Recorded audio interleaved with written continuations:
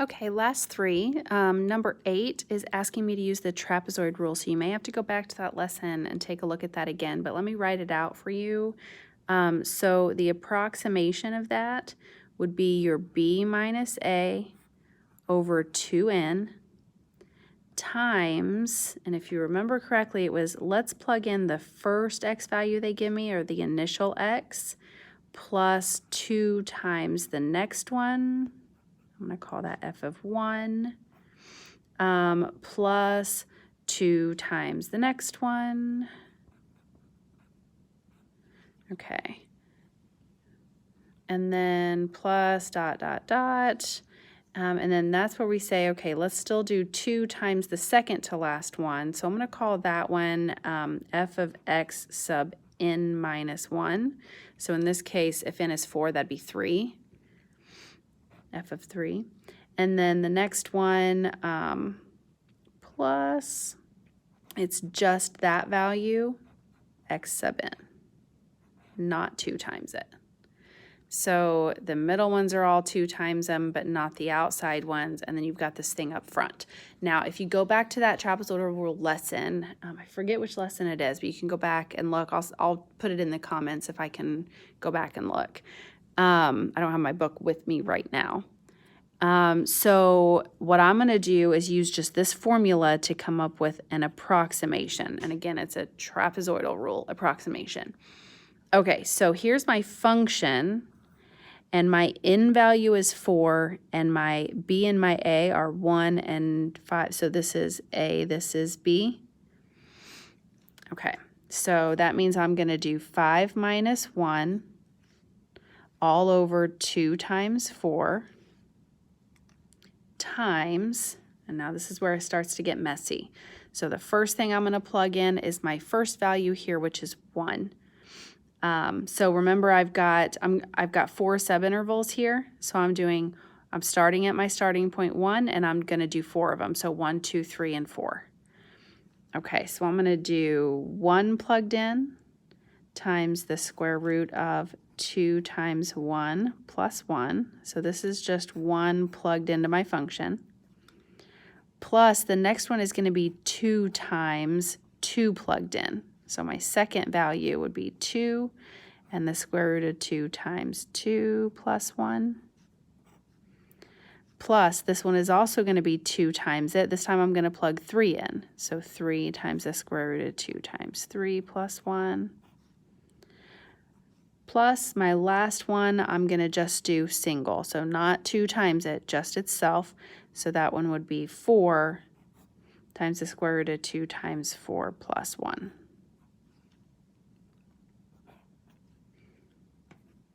Okay, so now let's simplify all of this. So this first part, 5 minus 1 would be 4. 2 times 4 would be 8. So this is really 1/2, because it'd be 4 over 8, or 1/2. Times, let's simplify these. So 2 times 1 is 2, plus 1 is 3. So this is the square root of 3 times 1, or just the square root of 3. Plus, this would be 2 times 2, which is 4. And then I've got 2 times 2 here, which is 4, plus 1 is 5, so the square root of 5. Plus, this would be 6, times the square root of, this would be 6 plus 1, which is 7. Plus, this one is 4 times, this part in here would be 8 plus 1, which is 9. So the square root of 9, which is 3, times 4, which is 12. Okay, and then if I get those, I actually got them as decimals, so they were kind of messy, but I used my calculator, got each of these as decimals, added them together, and then took half of that, and I ended up with 19.275. I would at least put 3 decimals, 3 digits behind your decimal. Sorry, that's totally out of focus. There we go. Just to keep it as accurate as possible. 3 or 4 decimal places is always good. Okay, number 9, I'm hoping is a fairly simple one. So number 9 is just find this integral and then do your interval from 3 to 4.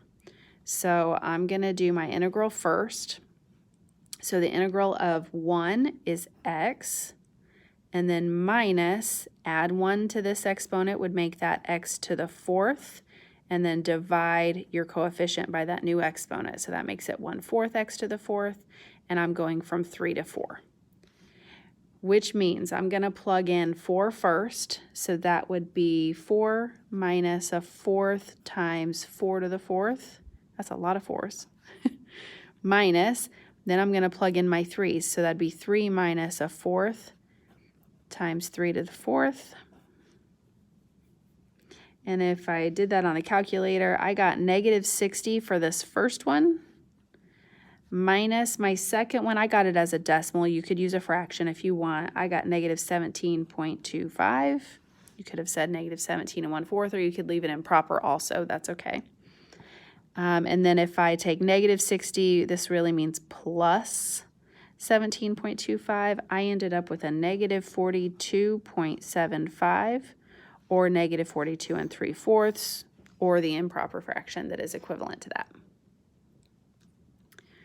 Okay, the last one, if you remember back to the last lesson we did, it was natural log functions. So I want you to think about this one being a fraction.